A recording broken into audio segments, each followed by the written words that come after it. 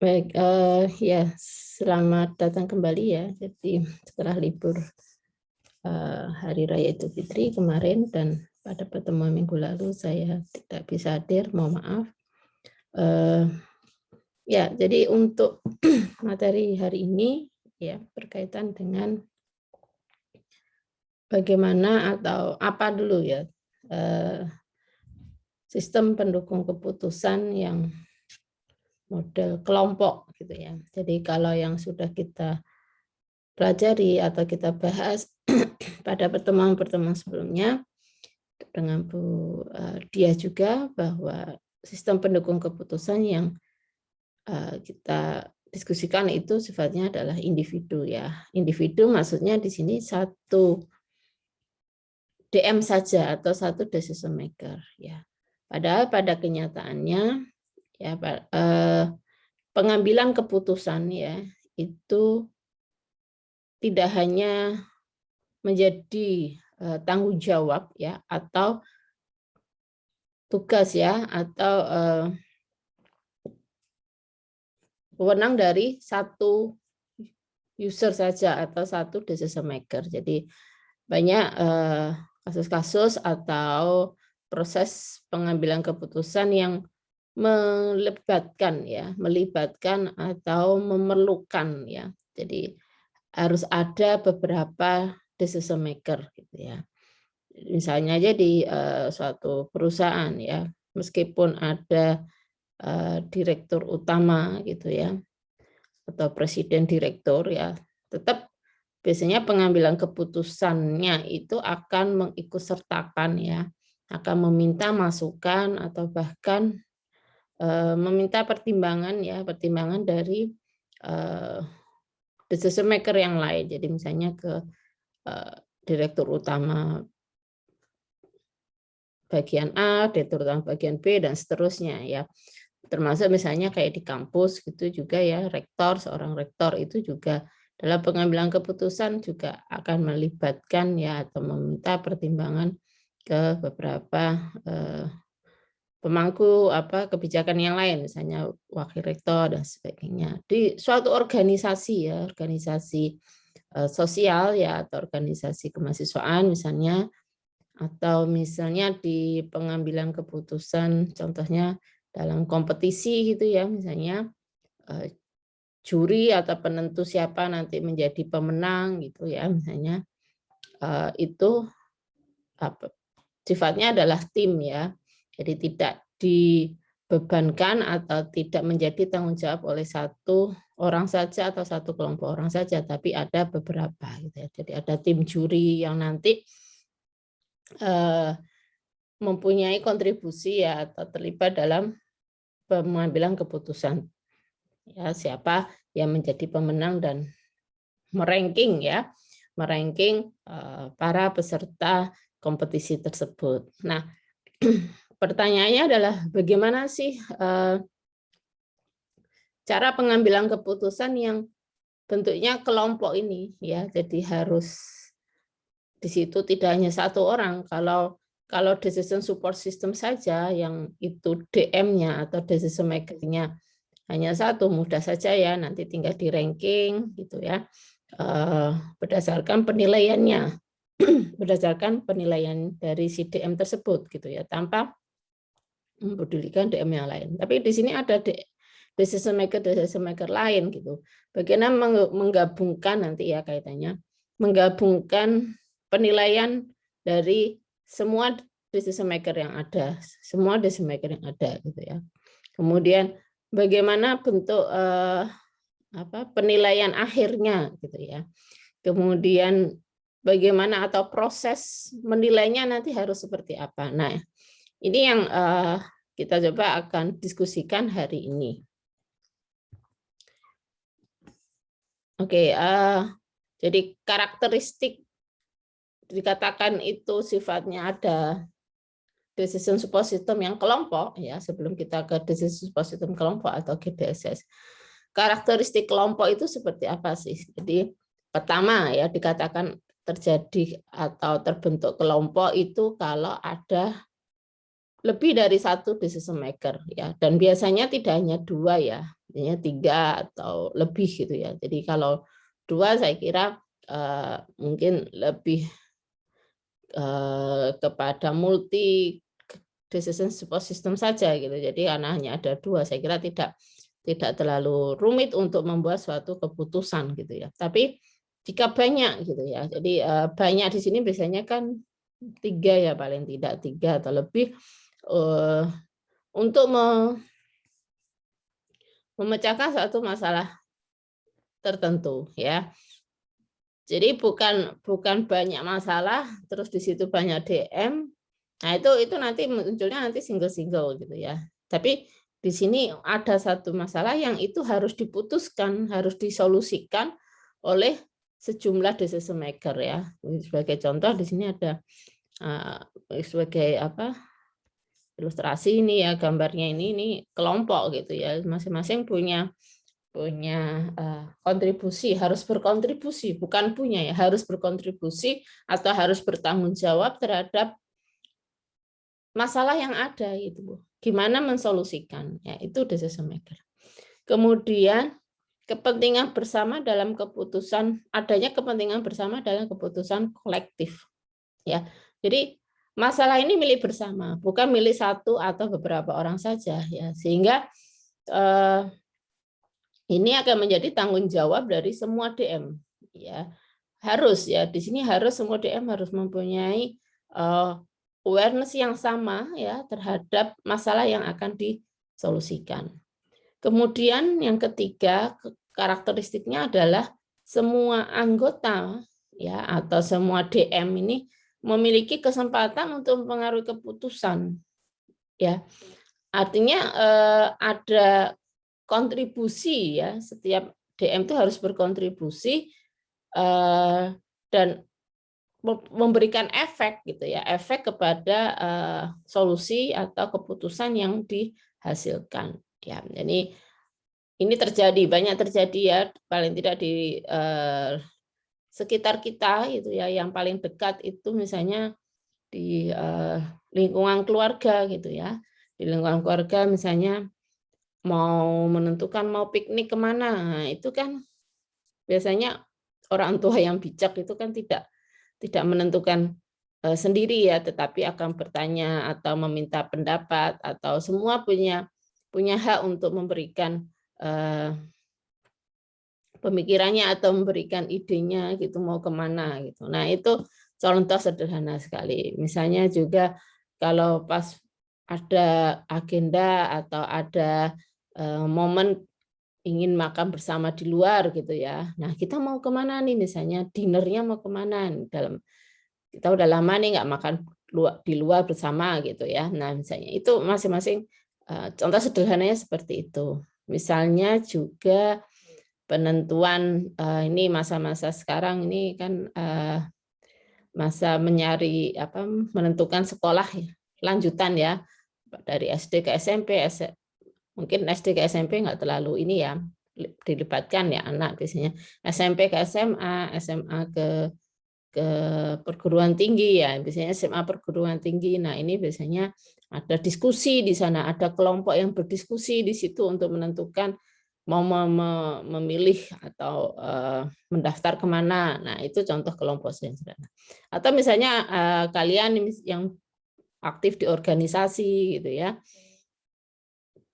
aktif di organisasi misalnya mau menentukan ini dari sekian program kerja gitu, misalnya di Himpasikom gitu ya, atau mungkin dulu yang aktif di organisasi siswa intrasekolah ya, OSIS gitu, mau sudah ada nih banyak program kerja nih. Nah sekarang mau diprioritaskan yang mana? Nah itu ada kelompok organisasi di situ nanti punya peran masing-masing. Enggak hanya diputuskan oleh satu orang ini ya, ketua OSIS-nya atau ketua himanya gitu ya misalnya.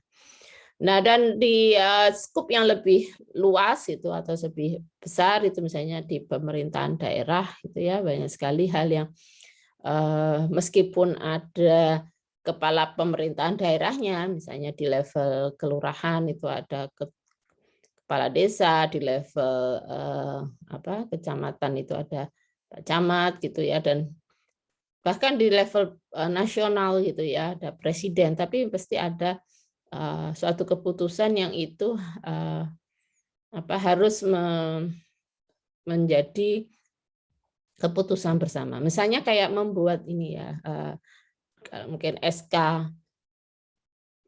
bersama, surat keputusan bersama gitu ya, misalnya kayak kemarin penentuan terkait mudik, SK bersama itu kan ada dari dinas Menteri Perhubungan, Menteri Pendidikan gitu misalnya, kemudian Menteri Kesehatan dan sebagainya. Nah, itu grup ya. Itu berarti nanti ada bersamanya di sini, ada grup karena mempunyai kepentingan bersama juga.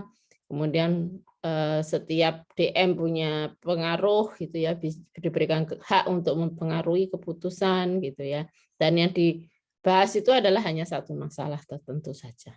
Nah, itu karakteristik kelompok. Yang contoh yang paling kelihatan itu misalnya pas rapat komisi ya, misalnya di DPR, DPRD gitu ya. Itu kan sangat terlihat kok suasana kelompok di sana, ada grup ya, grup misalnya komisi 1, komisi 2 dan sebagainya. Yang mana setiap anggota komisi itu mempunyai hak yang sama ya terhadap hasil keputusan yang tidak mempengaruhi keputusan. Misalnya kayak ada lobby gitu kan misalnya ya.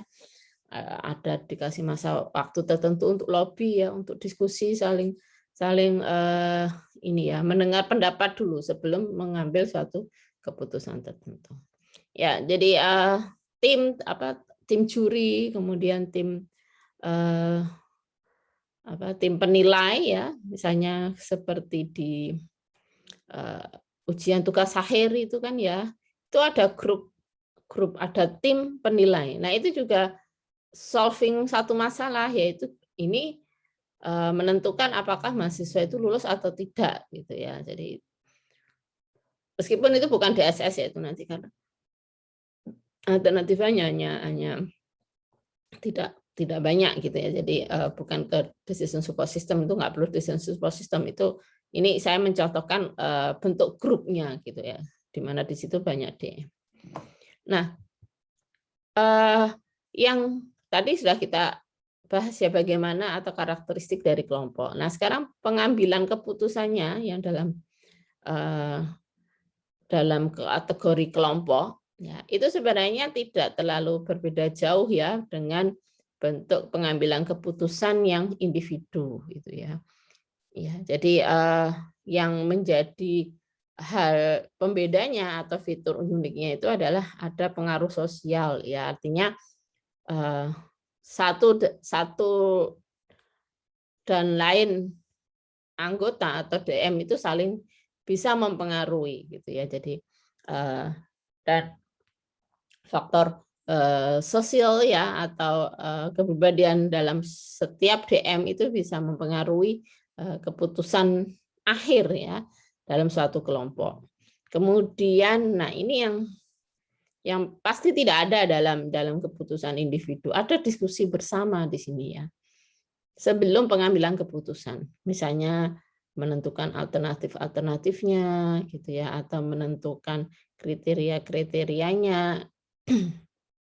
Ini ada diskusi. Bahkan mungkin untuk menentukan siapa atau apa winernya dari apa putusan akhirnya, itu ada model diskusi atau pembahasan bersama gitu ya. Pembahasan bersama terhadap masalah itu dulu, biasanya masalahnya dulu, kemudian gimana nanti cara mengambil keputusannya dan sampai kepada seperti apa keputusannya. Itu pasti ada model atau ada kegiatan berdiskusi ya, atau membahas secara bersama-sama. Kemudian yang terakhir itu fitur uniknya tentunya cara pengambilan keputusan kelompok sebagai satu keputusan bersama ya, satu keputusan akhir bersama. Ini yang menjadi hal yang sangat penting ya. Jadi dalam proses dan cara pengambilan keputusan ya. Misalnya apakah ada diskusi interaktif ya, prosesnya ya. Prosesnya itu apakah ada terjadi diskusi interaktif ya, artinya semua orang berhak untuk menyampaikan pendapatnya gitu ya. Pendapat terkait prosesnya, terkait bagaimana cara pengambilan keputusannya. Kemudian nah yang menarik ya di dalam pengambilan keputusan kelompok itu adalah pasti ya biasanya sebagian besar ya group decision itu ada DM yang punya nilai atau mempunyai peran paling utama ya, seperti saya sampaikan misalnya apakah itu di tim juri gitu ya misalnya, atau contoh sederhananya adalah pada saat ujian gitu ya, ujian tugas akhir ya, skripsi gitu ya. Yang well known terhadap si mahasiswa itu kan pembimbing gitu ya, yang mengerti betul gitu, yang mengikuti proses dari awal sampai mahasiswa itu mendaftar itu kan pembimbingnya, sehingga pembimbing itu diberikan hak yang lebih tinggi ya dibandingkan dengan penguji yang lain ya. Jadi di sini ada suara mayoritas, ada kontributor tertinggi ya. Kemudian yang di sini suara mayoritas itu berkaitan dengan kan biasanya kita menentukan keputusannya itu biasanya ada opsi ya 1, 2, 3 gitu. Pasti dari sekian opsi itu ada opsi yang menjadi favorit ya, opsi favorit ya. Nah, di sini yang menarik itu adalah suara mayoritas ya. Yang mana suara mayoritas itu belum tentu akan menjadi keputusan final ya dari sebuah kelompok gitu ya. Nanti ada beberapa cara gitu bagaimana proses pengambilan keputusan. Apakah benar-benar dilihat dari yang mayoritas atau ada cara yang lain ya.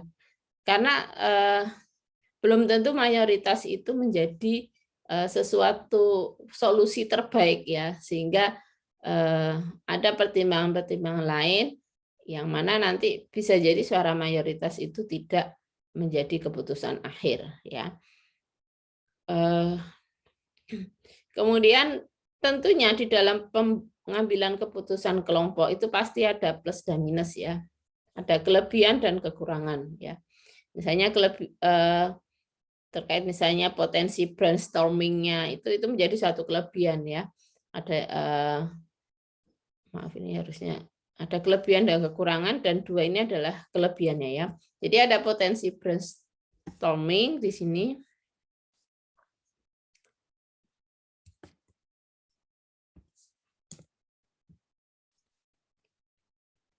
Nah, ini plusnya ya, maaf. Ada potensi brainstorming. Jadi bisa jadi suatu DM ya, seorang DM bukan seorang DM ya, itu tidak terlalu paham ya terhadap masalah ya, karena itu mungkin masalahnya muncul tidak di divisinya dia atau tidak di bagian dia, tapi ini menjadi masalah bersama gitu ya dalam satu organisasi atau mungkin kelompok ya. Nah, pasti si yang tidak tahu itu akan mencoba mencari tahu gitu ya sebelum memberikan andil terhadap keputusan akhirnya. Ya, ini ada kita brainstorming akan membuka wacana ya masing-masing gitu, membuka pemikirannya untuk mendapatkan masukan ya, masukan dari atau informasi dari beberapa DM yang lain yang well known atau yang memang itu menjadi masalahnya ini khususnya ya. Kemudian, nah ini yang menarik kelebihannya, adanya berbagai jenis keahlian dan sudut pandang. Tentu ya, biasanya dalam satu kelompok DM-DM-nya itu pasti mempunyai biasanya adalah kepala atau bagian tertinggi ya, atau jabatan tertinggi dari suatu subkelompok ya. Misalnya kayak tadi ya, presiden itu mesti di situ ada menteri. Nah, itu kan menteri kesehatan ya, dia ahlinya tentang bagian kesehatan gitu. Menteri perhubungan dan seterusnya. Jadi nanti meskipun itu masalahnya berkaitan dengan COVID ya, misalnya itu kan kesehatan, tapi dikaitkan dengan perekonomian, dikaitkan dengan nanti pendidikan dan sebagainya. Jadi ada banyak apa peluang ya untuk menerima masukan dari berbagai sudut pandang dari berbagai jenis keahlian yang berbeda-beda. Nah, itu kelebihannya. Sehingga keputusannya itu harapannya menjadi keputusan akhir yang baik untuk semuanya gitu ya. Tidak hanya dalam hal kesehatan ya. Nanti efeknya kan karena kesehatan itu kebijakannya nanti berefek karena kesehatan itu milik semua warga negara ya. Jadi pada warga negara berhak terhadap proses perekonomiannya, kemudian pendidikan dan sebagainya. Nah, itu akan semua ngefek gitu ya. Sehingga keputusannya berkaitan dengan kesehatan itu juga harus melihat sudut pandang yang lain, melihat sisi-sisi yang lain gitu ya. Nah, ini perlunya ada group decision making. Kemudian kekurangannya ya pasti ya sesuatu pasti ada plus minusnya. Nah, kita mencoba memaksimalkan plusnya dan meminimalkan potensi munculnya kekurangan-kekurangan tersebut gitu ya. Social loving, conformity, kemudian polarization, kemudian grouping ya. Yang mana nanti kekurangan-kekurangan ini bisa berdampak pada keputusan yang tidak masuk akal ya, unreasonable. Apa sih masing-masing ini ya? Oke, saya kira ini pendapat dari peneliti lain ya, tapi secara umum adalah sama. Ini saya kira tadi sudah saya jelaskan. Nah, social loving itu apa sih?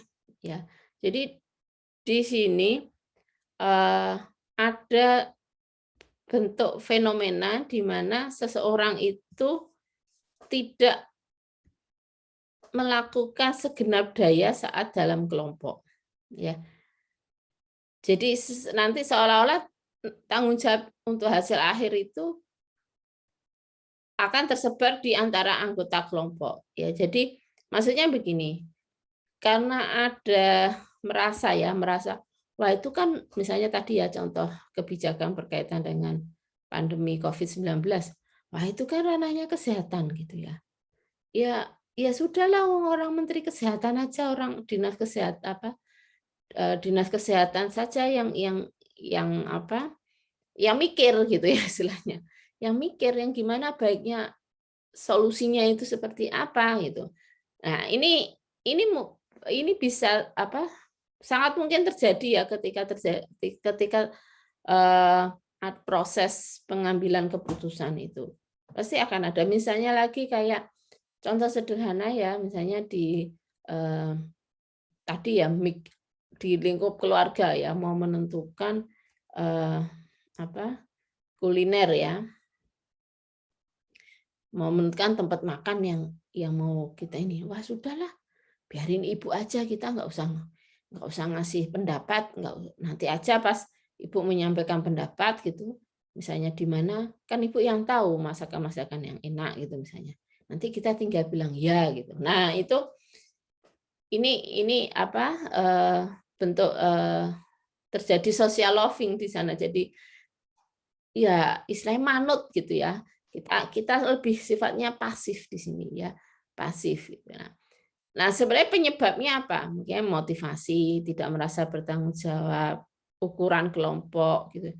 Ya, motivasi di sini ya karena merasa tidak kompeten ya misalnya di permasalahan tersebut. Kemudian tidak merasa bertanggung jawab. Contoh yang tadi lah itu kan urusannya Dinas Kesehatan terkait COVID-19, kita nggak usah lah ikut-ikut, kita nanti bilang ya aja apa keputusannya. Nah, seperti itu. Kemudian ukuran kelompok. Nah, semakin besar kadang ya ukuran kelompok atau grup itu, maka potensi social loving ini akan tinggi ya. Gampangnya ketika di level departemen ya saya mendapatkan itu ketika ada diskusi atau ada ada masalah misalnya untuk menentukan siapa sih ketua labnya. Nah, itu ya ya sudahlah, nanti kita manut sama senior aja, kita juga apa, tidak menyuarakan, tidak memberikan suara atau tidak memberikan pendapat pun juga nggak kelihatan gitu, karena misalnya, ukuran kelompoknya itu 100 gitu kan, kita satu orang gitu di antara 100 itu kan nggak kelihatan ya. Contoh sederhananya Anda mungkin ketika mohon maaf ya, tidak secara umum ya, ini hanya contoh, sebagai contoh, negatif aja yang tidak mengeneralkan secara keseluruhan ya yang terjadi. Ya yang disorot itu kan kayak misalnya ada rapat di komisi ya, atau rapat nggak di komisi ya, mungkin komisi cakup ukuran kelompoknya masih nggak terlalu besar, tapi kalau sudah di pleno itu ya rapat, pleno DPR gitu ya, rapat DPR gitu ya. Semua komisi ada di sana. Nah, itu kan ada berapa ratus orang gitu ya. Sehingga ada orang yang misalnya, ya itu bukan masalah saya lah, itu bukan di ranahnya saya diem aja. Ada yang melakukan aktivitas yang lain, don't care terhadap proses pengambilan keputusan. Nah, ini karena dia tidak merasa bertanggung jawab terhadap permasalahan tersebut. Ukuran kelompok juga terlalu besar sehingga saya nggak bersuara pun misalnya ya nggak ada masalah gitu ya, nggak memberikan pendapat juga nggak ada masalah. Sehingga nanti keputusan akhirnya ya ikut saja yang mayoritas misalnya, atau ikut saja pada yang memang ahlinya di situ. Nah, ini hal yang tidak baik yang bisa muncul ya dalam suatu grup decision making gitu ya. Contoh yang lain misalnya melaporkan kejahatan yang dilihat oleh banyak orang di New York. Jadi orang pasti nggak misalnya ya terjadi kecelakaan gitu ya. Coba dari segi yang melihat kejadian kecelakaan yang melapor ke polisi berapa? Mesti sudahlah nanti paling orang saksi yang di situ yang lapor gitu ya. Karena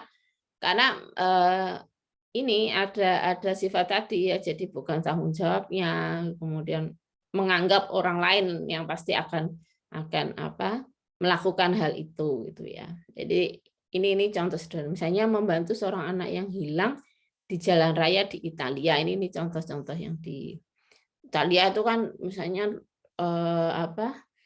tempatnya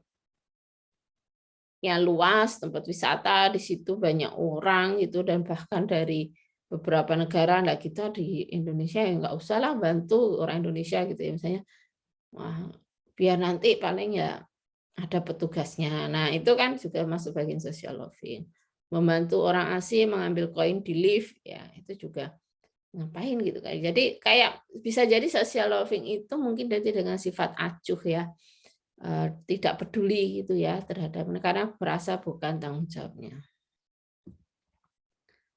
dan lain sebagainya ya. Nah, kemudian yang kedua tadi efeknya adalah terjadi conformity ya. Ya, apa itu conformity gitu ya? Jadi melihat apakah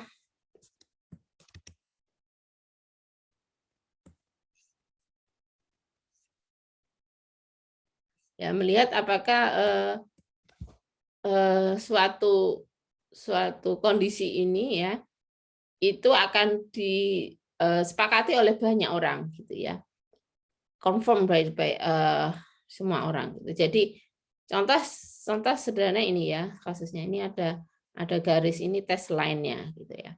Nah, ini garis uji ini, tes line ini apakah sama dengan garis A, B, atau C gitu ya. Nah, misalnya gitu dari hasil bertanya itu mayoritas ya, misalnya 3 dari 4 itu dapat memberikan hasil yang meskipun mayoritas tapi ternyata itu adalah sesuatu hal yang salah gitu ya. Nah, Jadi karena apa? Sudah disepakati oleh banyak orang gitu ya. Tapi kesepakatan itu harusnya sesuatu yang salah gitu ya. Jadi misalkan ya kondisinya ini hasil dari tes ini misalnya ya ada seseorang sendiri ya, itu malah kadang kita akan hati-hati gitu ya menjawabnya gitu ya, benar-benar melihat mana sih sebenarnya yang cocok, sehingga dari hasil penelitian ya percobaannya itu malah kalau seseorang diminta menjawab ini sendiri ya, itu potensi errornya itu adalah rata-rata hanya 1% gitu ya. Kemudian ketika itu dibuat yang menjawab ya, itu nanti banyak orang gitu ya. Kemudian di dalamnya itu ada satu orang yang menjawab A gitu misalnya. Jawab ini kan harusnya jawabannya ke apa? Lebih cocoknya kan ke B ya misalnya.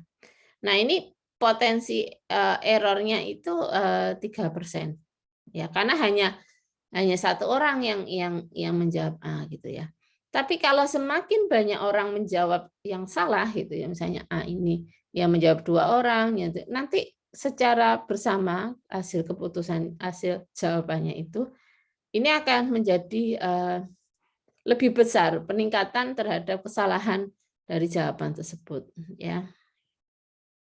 Tetapi misalnya ada 6 orang menjawab A dan 1 orang saja itu menjawab B benar. Nih potensi error rate-nya menjadi lebih rendah itu ya. Meskipun masih lebih tinggi dari 1 orang yang menjawab A saja ini 3. Artinya apa? Majority tadi ya, efek apa mempengaruhi ya. Kelompok tadi itu kan ada sifat apa, bisa ada karakteristik dia bisa memberikan pengaruh gitu ya terhadap keputusan. Itu akan terjadi ya, akan bisa muncul dalam pengambilan keputusan kelompok. Jadi setiap oposisi, setiap kelompok ya, subkelompok dalam satu kelompok itu bisa punya efek yang besar. Bahkan ada satu individu saja gitu yang memberikan pendapat itu bisa meniadakan efek dari ini setiap yang punya efek yang besar. Karena misalnya ya ada hak veto gitu. Nah, itu repot ya kalau dalam satu kelompok mau mengambil keputusan bersama, ada orang yang mau veto, nah, sudah itu. Dan biasanya yang punya hak veto yang memveto ya, atau yang nanti bisa memutarbalikkan hasil keputusan. Jadi dari awalnya itu misalnya A gitu, tapi karena sudah banyak nih yang milih A gitu ya. Tapi ternyata ada orang yang punya satu orang saja yang dia itu misalnya senior, kemudian dia punya punya prestasi yang gemilang gitu ya, yang konsisten ya dalam kelompok tersebut. Kemudian dia punya jasa yang besar gitu dalam kelompok tersebut. Itu dengan mudah itu yang mayoritas A itu tadi dia punya jawaban B misalnya. Langsung bisa beralih, bisa jadi berubah nanti ke B gitu ya. Karena ada pengaruh di situ, sehingga nanti malah seharusnya yang B yang benar dia malah jadi menjawab A, misalnya seperti itu ya. Jadi ini bentuk conformity tadi ya.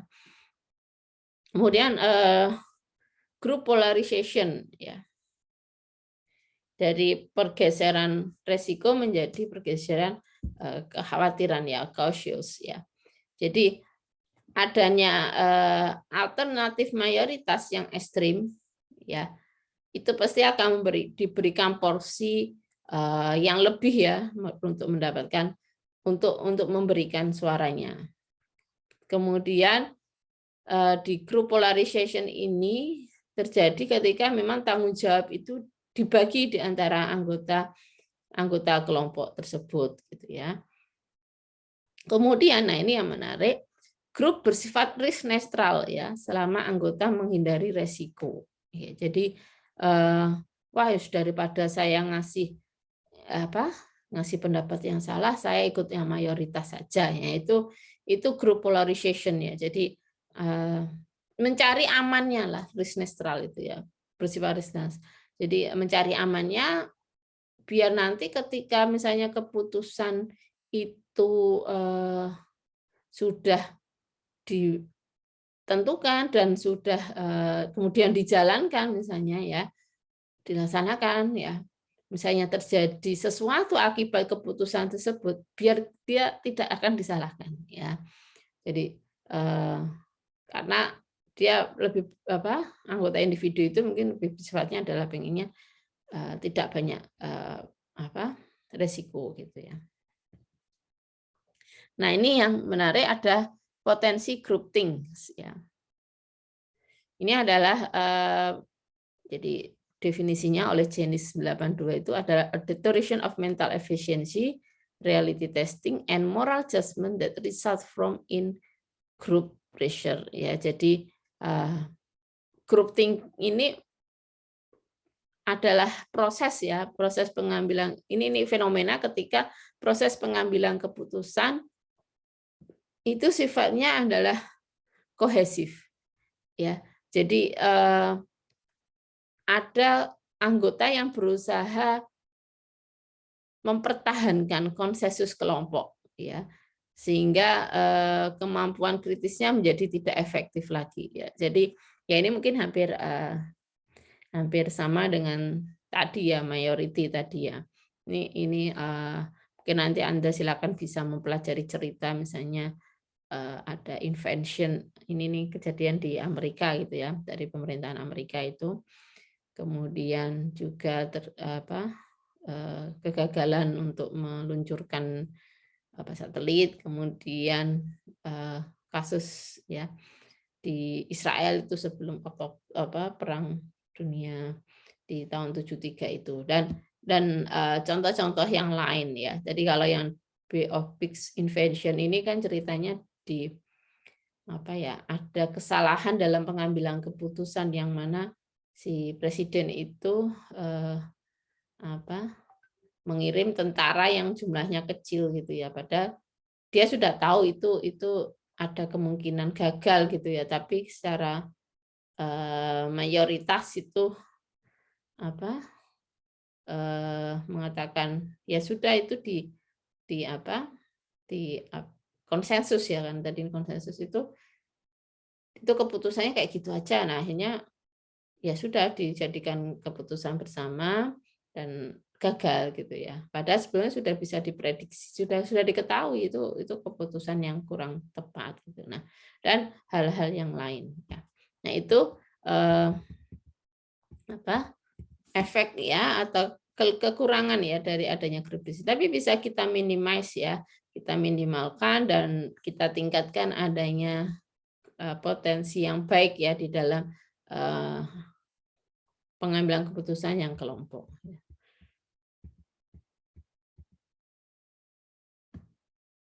Nah, ini berkaitan dengan proses ya, proses pengambilan keputusannya itu dari dimensi posisi ya dari setiap anggota kelompok atau setiap DM dan seberapa sering keputusan itu diperlukan untuk diambil bersama-sama gitu ya. Misalnya kalau decision frekuensinya itu low gitu ya, kemudian di antara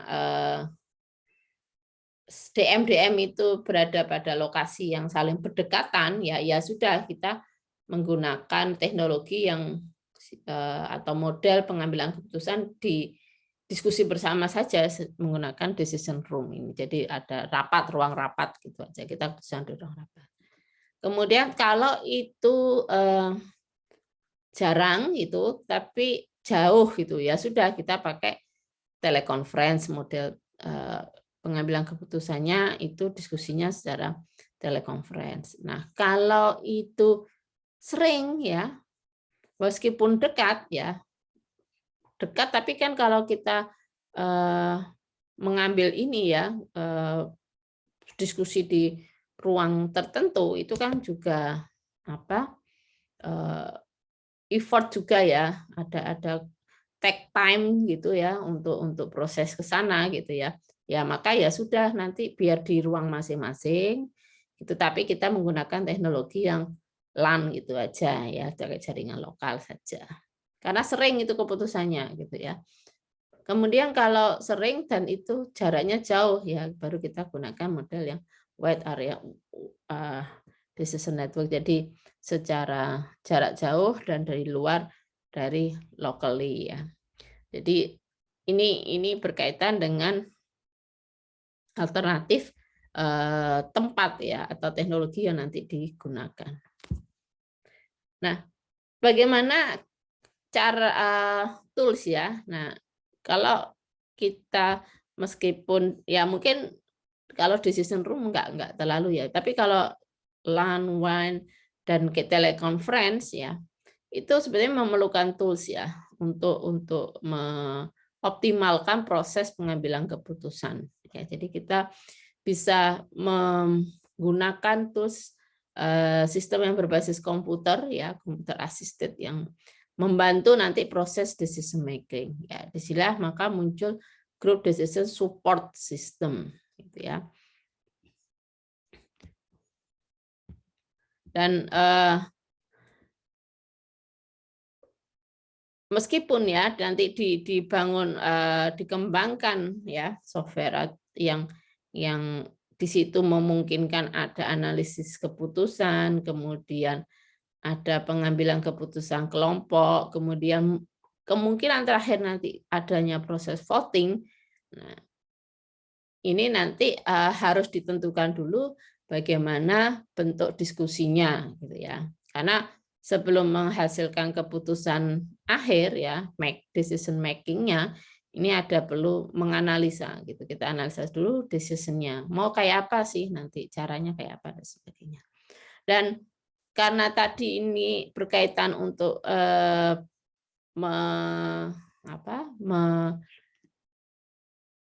mengantisipasi ya untuk yang jarak jauh gitu ya, sehingga kan nanti perlu ada teknologi ya, ada fasilitas internet di sana, sehingga sebaiknya group decision support system itu bentuknya adalah minimal ya, minimal ada web based application gitu ya.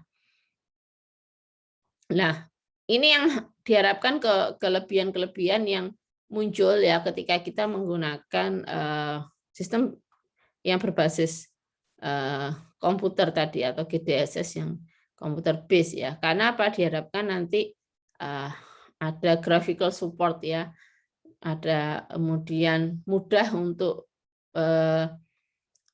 mengubah ya, mengubah model pengambilan keputusannya, kemudian easy to conduct sensitivity analysis ya, jadi untuk dilakukan analisis terhadap masalahnya atau hasil keputusannya itu lebih mudah gitu ya. Ini allow distributed location ya, ini karena harapannya tadi ya web based itu kita bisa berada dimanapun ya, dimanapun kita berada itu mudah untuk pengambilan keputusan bersama. Nah ini teknik diskusinya sekarang ya, bisa kolektif, konsensus, dialektik, diktator atau Delphi gitu ya. Ini bukan bahasa pemrograman Delphi ya, tapi caranya ya.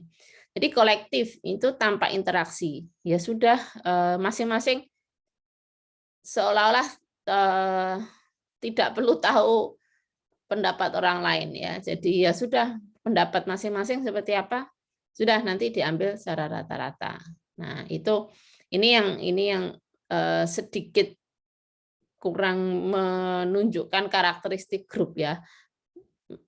Jadi ada bagian karakteristik grup yang terlanggar di sini ya. Jadi kan tadi ada diskusi ya, tapi di sini ada tanpa interaksi gitu. Jadi meskipun keputusannya bersama gitu ya, semua punya tanggung jawab terhadap keputusan tersebut ya, itu ada di sini, tapi tidak terjadi interaksi satu dengan yang lain. Kemudian yang kedua konsensus. diskusi tatap muka sampai mendapat kesepakatan. Nah, ini yang musyawarah mufakat ya, benar-benar didasarkan pada kesepakatan bersama gitu ya.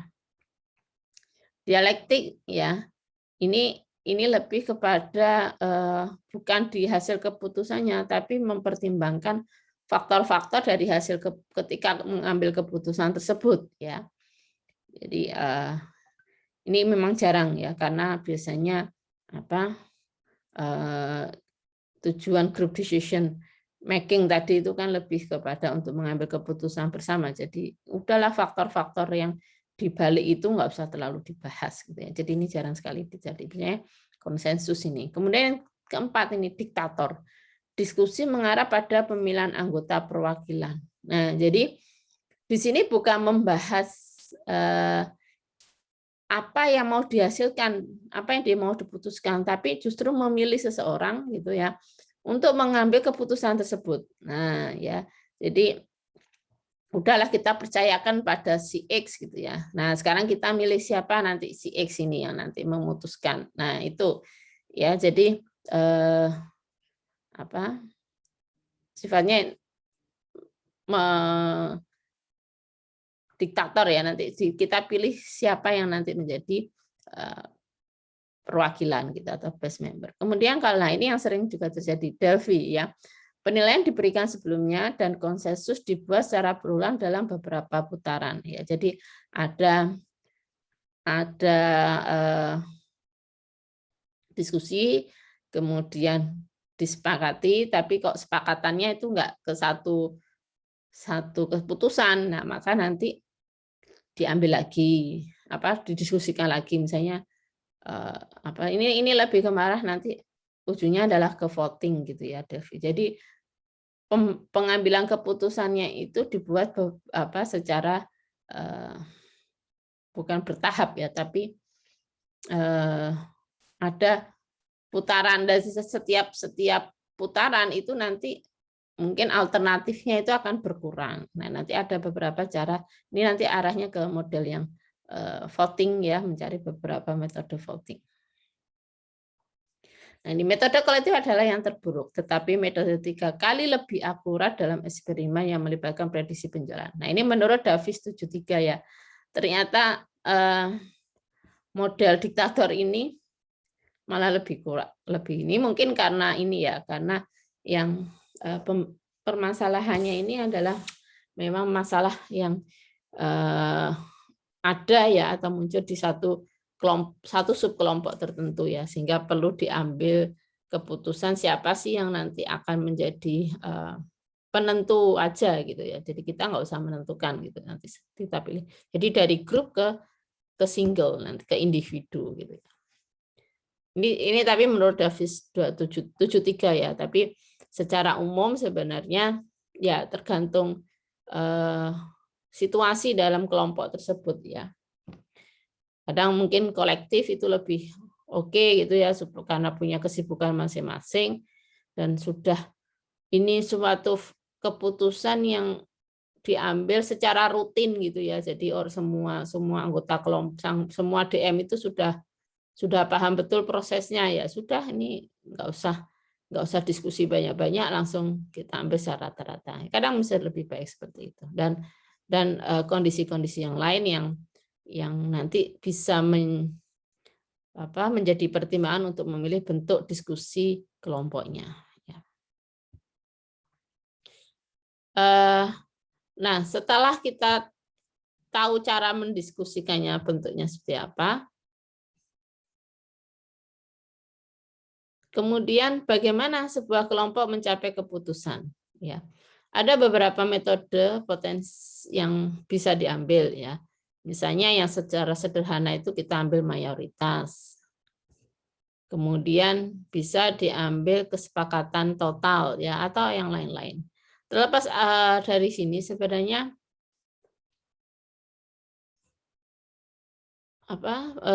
ada perbedaan dalam aturan ya untuk mencapai keputusan itu adalah memilih di antara dua alternatif dan memilih di antara 3 atau lebih alternatif ya.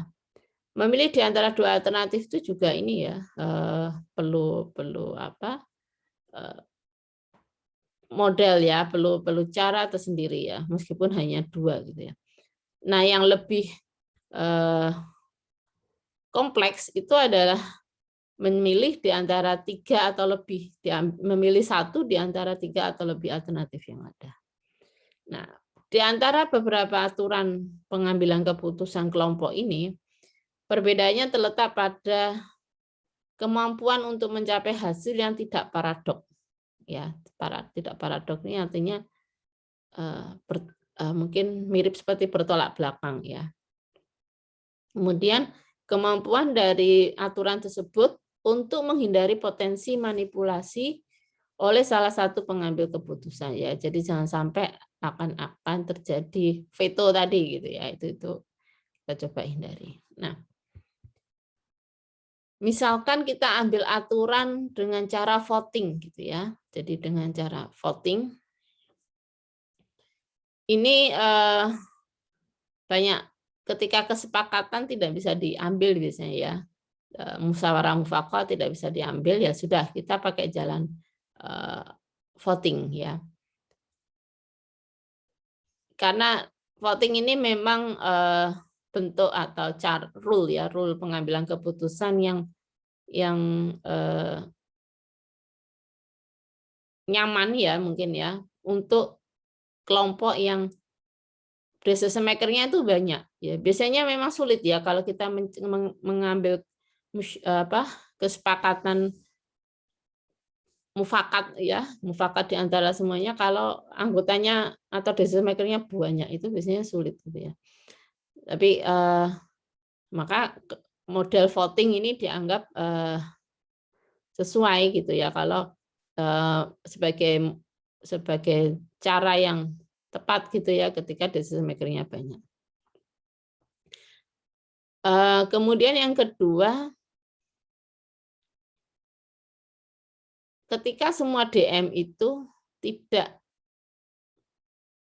perlu merasa puas dengan hasil tersebut ya. Jadi kalau memang ini adalah misalnya keputusan yang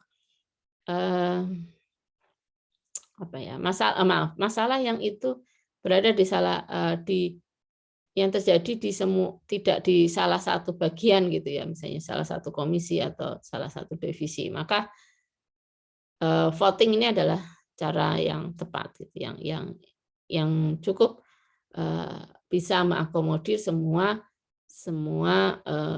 decision maker.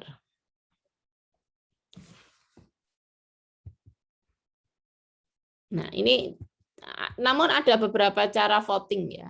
Misalnya kita pakai model yang social choice ya. Jadi model social choice. Jadi voting ini sebagai bentuk pemilihan itu secara umum nanti karakteristiknya adalah ada N alternatif ya. N-nya itu bisa 2 atau lebih. Kemudian ada K decision maker. Ya. Nanti bisa decision maker-nya 3 atau lebih. Setiap DM punya preferensi ya untuk setiap alternatif tersebut. Nah, kemudian ini yang menjadi PR-nya. Alternatif mana dalam kelompok?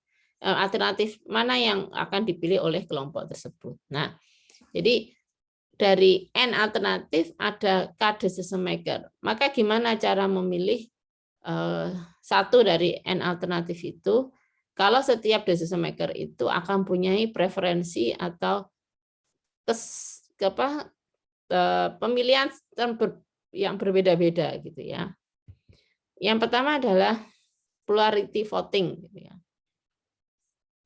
Jadi setiap voter atau setiap voter di sini berarti setiap DM ya. Setiap DM itu punya satu suara ya. Kemudian kalau ada alternatif yang majority ya atau yang paling banyak dipilih, itu berarti yang menjadi keputusan akhir atau winnernya. Tetapi ya di sini proses voting dengan cara plurality ini memungkinkan terjadi berulang ya, terjadi beberapa putaran gitu ya.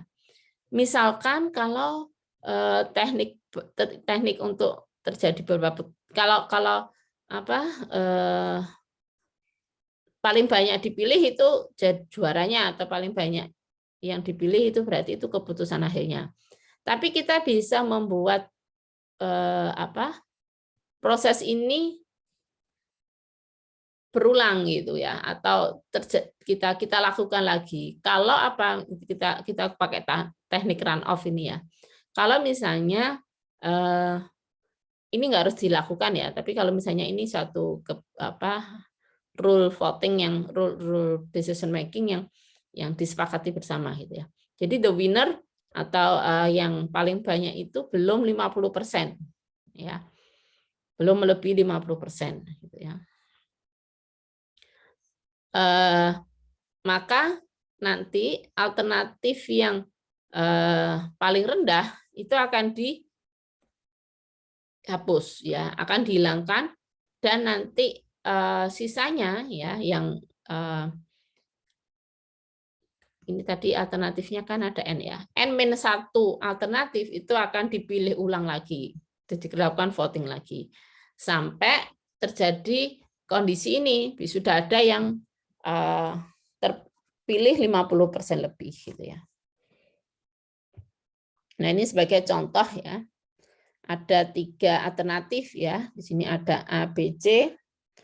Kemudian ada 9 footers ya, atau 9 DM. Nah, ini hasilnya. 4 ini menyatakan gitu atau mempunyai preferensi A, lebih prefer A daripada B daripada C gitu ya. Berarti kan dia milih A gitu ya. 3 footer atau 3 DM itu mengatakan saya lebih milih B daripada C daripada A gitu ya. Kemudian berarti kan winnernya di sini B gitu ya. Atau yang ngevote di sini vote-nya itu lebih ke B. 2, sedangkan sisanya DM tadi 2 itu lebih milih C daripada B daripada A. Nah, kalau kita pakai plurality voting, ini bisa kita simpulkan 4 DM milih A, 3 DM milih B, 2 DM milih C gitu ya. Jadi kita urutkan di sini, ternyata yang paling banyak itu kan milih A gitu ya. Maka secara plurality voting A itu menang gitu ya. Tapi kalau kita lihat di sini 4 dari 9 itu kan belum 50% lebih ya. Ya, ini kan baru sekitar 40-an persen ya. Sekitar 40% ya. Jadi belum bisa dikatakan majority kayak mungkin seperti itu. Bukan majority, belum tidak dominan lah, masih so-so ya, ini 4-3-2 itu kan selisihnya hanya 1-1 ya. Maka di sini dilakukan run off ya. Jadi 4A, 3B, 2C. Nah, di sini yang paling rendah itu kan C. Berarti kita hapus dulu, kita hilangkan C. Sehingga opsinya di sini hanya 2, yaitu A dan B.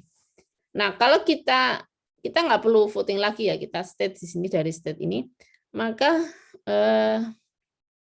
bisa kita lihat 4 yang A dan B ya, kita hanya melihat A dan B. Ini kan kalau kita ya, kalau pakai run off itu, ini kan menjadi A milih A daripada B. Jadi ada 4 yang milih A daripada B. Kemudian 3 ini milih B daripada A. Ya, C-nya nggak usah, karena C-nya alternatif C udah kita hapus. Kemudian yang ketiga itu 2 itu lebih milih B daripada A. Gitu kan ya. Nah, jadi dari sini maka ini ada 4, ini 3, ini 2.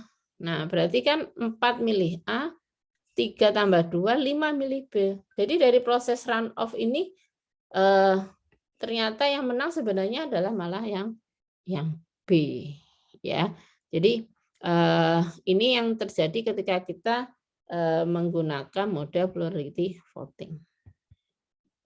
Nah, bentuk voting yang lain ini sama ya dengan plurality voting, ini namanya ada yang disebut approval voting, ya.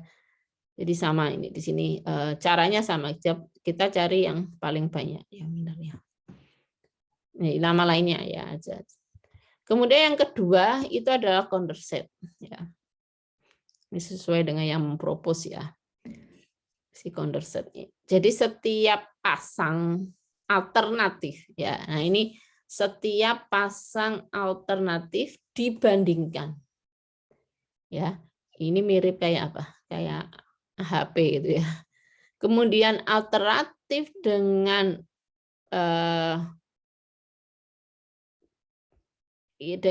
most comparison ya, atau yang paling baik perbandingannya itu akan menjadi pemenang. Ya.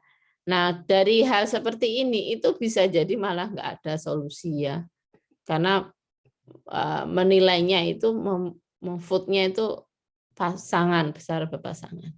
Oke, kita lihat contoh ya di sini. Ini misalnya ada alternatif A, B, C. Ini ada 33 dan hasilnya ini ketika si DM-nya ditanya milih A atau B, dia lebih milih A 18. Yang milih B hanya 15 itu. Milih A atau C. Nah, ini ya setiap pasang ini di total harus sejumlah DM-nya ya. Ini kan jumlahnya 33 ya. Ini harus kalau di total, kalau di plus gini, ini harus sama dengan ini ya. Kemudian ditanya milih A atau C, ternyata 18 lebih milih A daripada milih C. 15 footer atau 15 DM itu lebih milih C daripada A. Nah, sehingga secara berkebalikan itu akan sama ya. B dengan A ini berarti kebalikan dari ini ya, 15 ini 18. C dengan A ya diambil dari sini dikebalikan. Kemudian ketika ditanya milih B atau dari milih mana B atau C, lebih milih mana B atau C, ternyata 32 DM itu lebih memilih B dibandingkan memilih C. Jadi hanya satu orang yang lebih memilih C daripada B gitu ya. Nah, dari tabel ini ya, dari tabel ini maka kita bisa menyimpulkan C itu mendapatkan vote ya yang paling kecil ya, least votes ya. Jadi dipilih paling kecil ya. Bisa dilihat dari sini C ya. C ya dari sini ya, yang C. Ya, atau Anda ambil dari sini. Ya, mudahnya dari sini aja. Ya, ini kan 15. Dia lebih milih C daripada A, 1 lebih milih C daripada B. Berarti kita jumlahkan di sini ada 16. Ya, 16 footer saja yang lebih memilih C dibandingkan A dan C dibandingkan B. Ya. Kemudian kalau B berapa yang milih? B ini kita lihat dari sini. 18 plus 1 ya. Maaf. Kok ini nih ya.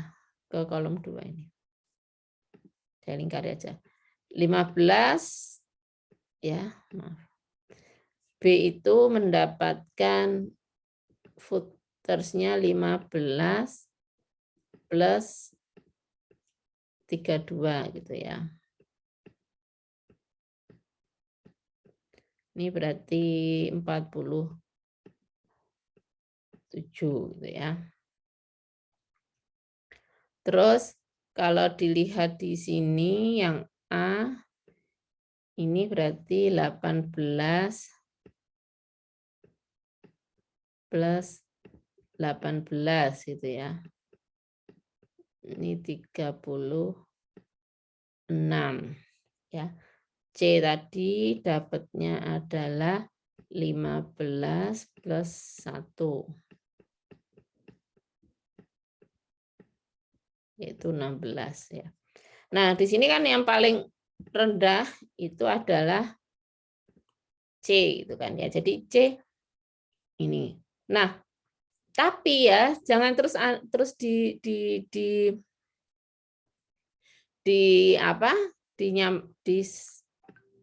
disimpulkan B yang menang ya. B yang menang enggak gitu ya. B yang menang enggak gitu ya. Meskipun secara total secara baris ini dia 47. Tetapi ingat ini adalah berpasangan. Jadi setelah melihat losernya itu adalah C, maka yang dilihat berikutnya jangan terus ini juga dijumlahkan, tapi Anda lihat sisanya ini. Sisanya ini kan berarti tanpa memperhatikan C. Nggak usah dilihat C-nya, berarti hanya A dengan B. A dan B ternyata B lebih kecil ya, atau A itu lebih banyak dipilih dibandingkan B. Maka di sini pemenangnya itu adalah A.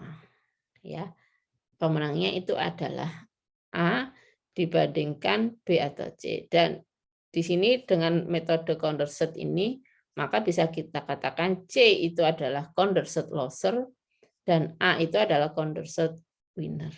Ya, jadi bukan terus dijumlahkan seperti ini ya, tidak. Tapi ini karena tadi konsepnya adalah berpasangan. Jadi setelah menemukan yang paling rendah itu dihapus, terus dicek ya.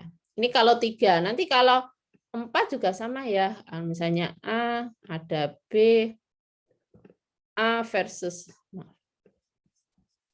misalnya A ya versus B ya, ada yang ketiga itu C, kemudian D ya, nanti ini dicari yang paling minimal, misalnya yang paling minimal itu C gitu ya. Nah, nanti kemudian Anda bandingkan yang A, B dan D saja terus dijumlahkan gitu ya, dijumlahkan mana yang paling rendah. Misalnya yang paling rendah kedua adalah B ya, berarti nanti baru membandingkan A dan D mana yang paling besar. Nah, itulah yang menjadi winnernya. Begitu ya. Jadi secara bertahap itu jangan langsung dijumlahkan semuanya ya. Nah, hal yang terjadi di Condorcet itu juga ada konsep paradok juga gitu ya. Misalnya kejadiannya seperti ini. Jadi mengakibatkan inkonsisten ya. Makanya jarang dipakai juga ini konsep metode voting ini. Sepertiga anggota kelompok lebih memilih X, Y, Z. Ini artinya misalkan ada 3 alternatif ya di sini X, Y, Z dan 3 DM. Nah, ternyata yang preferensinya ketika disimpulkan itu terbagi rata ya, sepertiga anggota, sepertiga anggota, sepertiga anggota. X lebih memilih X daripada Y daripada Z, lebih memilih Y daripada Z daripada X. Nah, ini kan kalau kita ikuti konsep atau cara perhitungan tadi ini, kan kita cari yang losernya dulu ya. Cari losernya. Di sini kan nggak ada. Jadi semua kan sama ya, sepertiga, sepertiga, sepertiga. Jadi terlepas dari situ, ini kan jadi nggak ada kesimpulannya, nggak ada yang loser, nggak ada yang winner ya. Terlepas dari situ, kita lihat inkonsistensinya. 2/3 anggota lebih memilih X daripada Y, ya kan ya. Kita pakai berpasangan tadi X, Y. Ini X, Y. Ya, jadi kita jumlahkan 2/3 anggota lebih memilih X daripada Y. Dan 2/3 anggota itu lebih, ini koma ya, lebih memilih Y daripada Z. Ya, kita lihat di sini. Y dan Z. Y dan Z itu 2/3 sudah. Tetapi juga 2/3 anggota itu lebih memilih Z daripada X. Nah, ini kan artinya apa? Ketika kita menghilangkan satu, itu juga terjadi inkonsistensi. Ya, maka ini kurang pas ya kalau misalnya terjadi apa ya, sebaran pemilih yang sama gitu ya. Tidak ada yang bersifat lebih ya unggul ya dibandingkan lebih unggul dari sekian alternatif yang ada ya. Jadi di voting conversion juga terjadi paradok ya, di plurality tadi juga terjadi paradok. Ya, ini contoh yang lain nanti Sipan perlu pelajari. Oke, metode ketiga yaitu Borda ya. Ini setiap anggota kelompok ya di Borda itu metodenya setiap anggota kelompok mengurutkan semua ke alternatif ya. Jadi dia memberikan poin. Kalau di dua metode sebelumnya itu kan kamu milih mana gitu aja, nggak ngasih poin ke semua alternatif. Kalau ini ngasih poin. Jadi kalau ada ke alternatif ya nanti poinnya dari 1 sampai K. 1 itu untuk yang terburuk. Misalnya tadi ini kan ada 3 alternatif. Berarti nanti setiap DM itu ngasih nilai 1, 2 atau 3 di setiap alternatif yang ada. 1 itu artinya paling tidak dipilih ya, paling tidak dipilih. K itu berarti itu yang paling dipilih ya atau yang terbaik menurut si DM. Kemudian poin dijumlahkan untuk menentukan keputusan.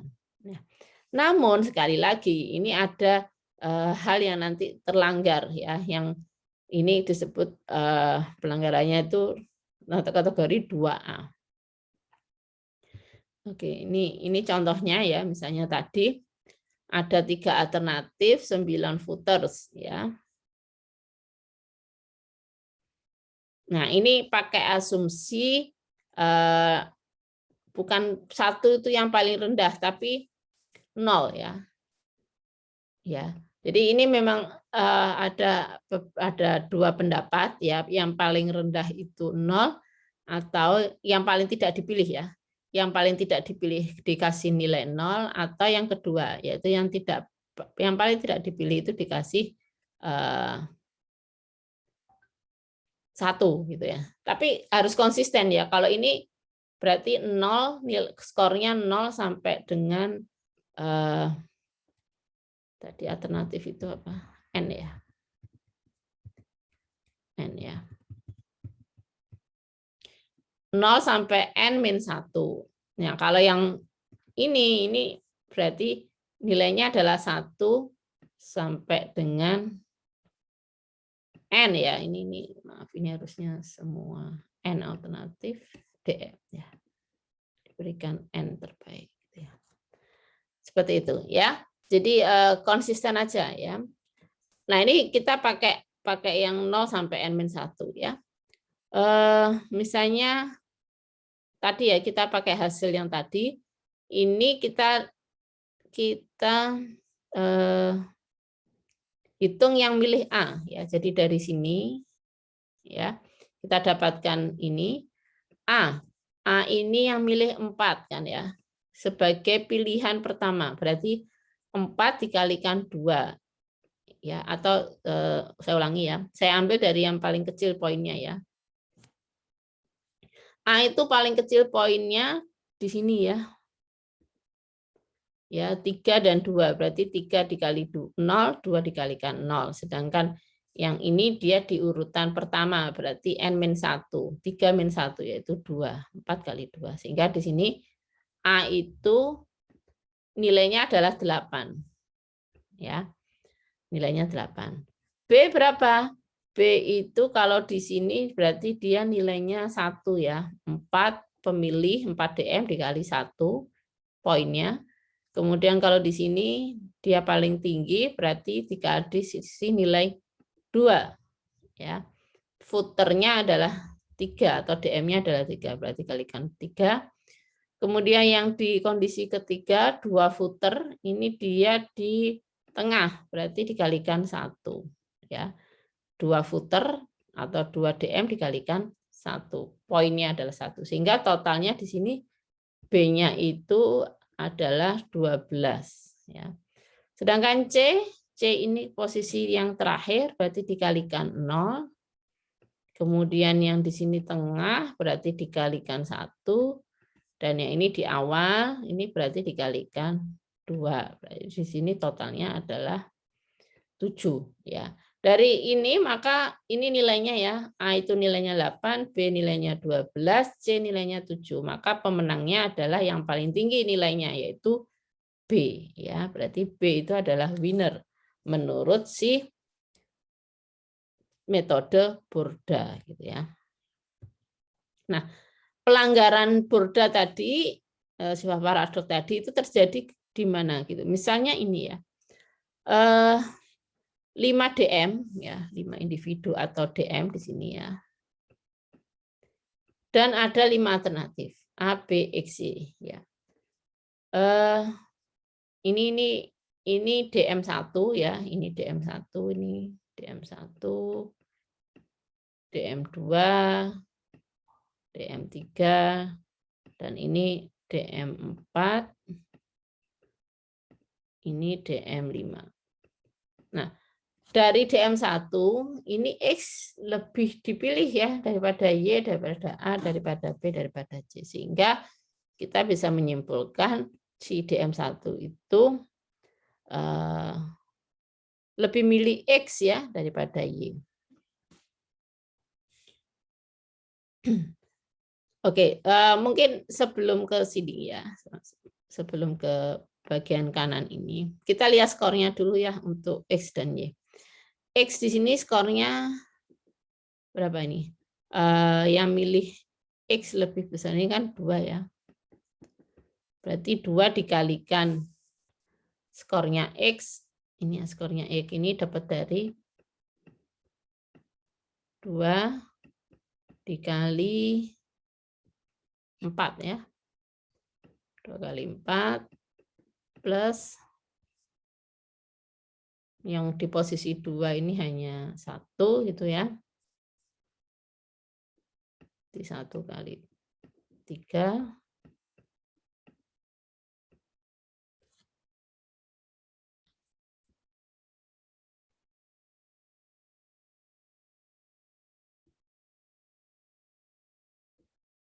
posisi 3 enggak ada, posisi 4 ada. 1 dikali 1 plus ini terakhir ya. 1 dikali. Oh maaf, ini pakai model nilainya 1 sampai dengan 1 sampai dengan 5 ya berarti ya. 2 kali 5, 1 kali 4, dan kali 2 ya. Terus 1 kali 1 ya. Sehingga di sini 10 ditambah 4 ditambah 2 ditambah 1 ya. Di sini skornya adalah 17 ya, si X ya. Y-nya ini 21 itu dari mana? Ini Y-nya yang posisi awal. 1, 2 berarti 2 kali 5 ya, ditambah ini ya 1, 2 juga, 2 dikali 4 ditambah ini hanya 1 dikali 3 ditambah posisi 4 ada enggak? Tidak ada, posisi 5 enggak ada ya. Berarti 0 ya, ini 0. 10 ditambah 8 ditambah 3 ya, berarti totalnya adalah 21 ya. Nah, sekarang kalau misalnya kita hanya melihat X dan Y ya, don't care terhadap ABC. Maka di sini X lebih milih Y. Di sini kalau kita hanya melihat X dan Y ya. Kita eliminasi ABC ya. Y dengan X, dia lebih milih Y, dia milih X, dan ini milih Y. Nah, kalau dari sini, skor X itu jadi berapa? Ini ada 1, 2, 3. Ya. Berarti di sini skornya 3 dikali 2 plus 2 dikali 1. Berarti nilainya adalah 8 ya. 6 tambah 2. Skor Y-nya itu menjadi, ini hanya ada 2 ya, 1 dan di sini. Berarti 2 dikali 2 ditambah 3 dikali 1 ya, sehingga hasilnya adalah 4 plus 3 yaitu 7. Nah, di sini kan jadi paradok. Di sini dikatakan Y lebih unggul ketika kita melihat semuanya. Tapi ketika hanya melihat X dan Y, maka di sini X lebih unggul daripada Y. Nah, ini bentuk pelanggaran tadi yang dikatakan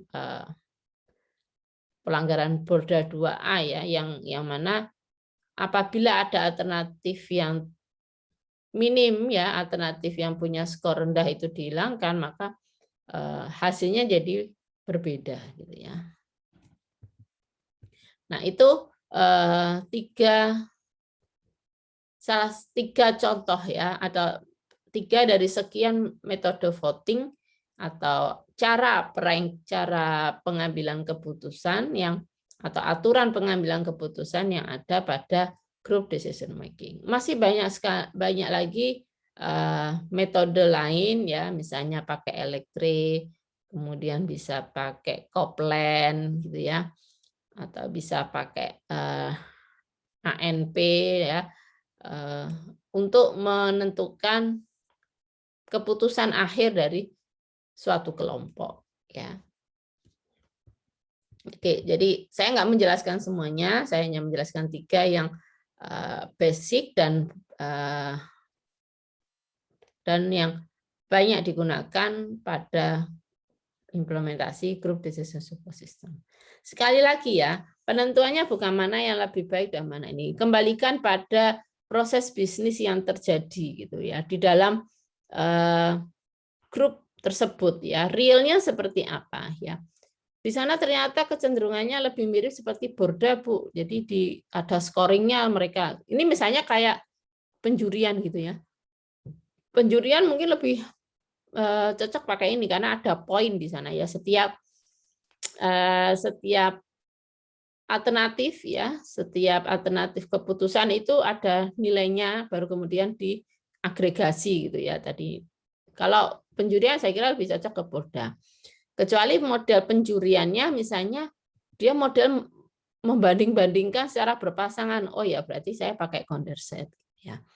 Atau misalnya di penjuriannya itu pokoknya milih setiap DM itu milih satu saja, Bu, gitu ya. Nah, itu berarti Anda bisa pakai approval atau plurality di sini. Seperti itu ya. Jadi kembalikan kepada model yang terjadi realnya ya. Jadi karena kita kan di sini membuat tools yang mana untuk membantu ya menghilangkan subjektivitas ya dengan meninggikan objektivitas di sana, sehingga dan adanya tools yang untuk memudahkan proses pengambilan keputusan secara berkelompok gitu dibandingkan dengan secara individu terlebih dahulu gitu ya. Oke, ini dari baru pengambilan keputusannya ya, tapi proses penilaiannya tadi gitu ya, proses menilai di setiap individu DM-nya itu bisa mengadap atau mengadopsi dari model pengambilan keputusan individu yang sudah kita bahas, entah pakai AHP atau pakai SAW atau pakai profil matching dan sebagainya. Nah, ini yang kita bahas tadi baru selanjutnya, yaitu langkah votingnya atau pengambilan keputusan akhir dari sebuah kelompok pengambil keputusan. Baik, ada pertanyaan dari sini? Silakan.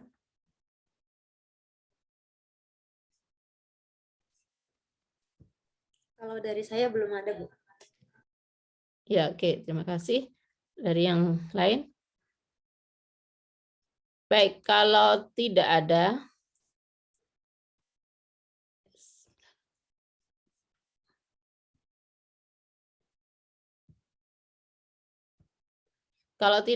maka materi untuk GDSS dari saya cukup. Kemudian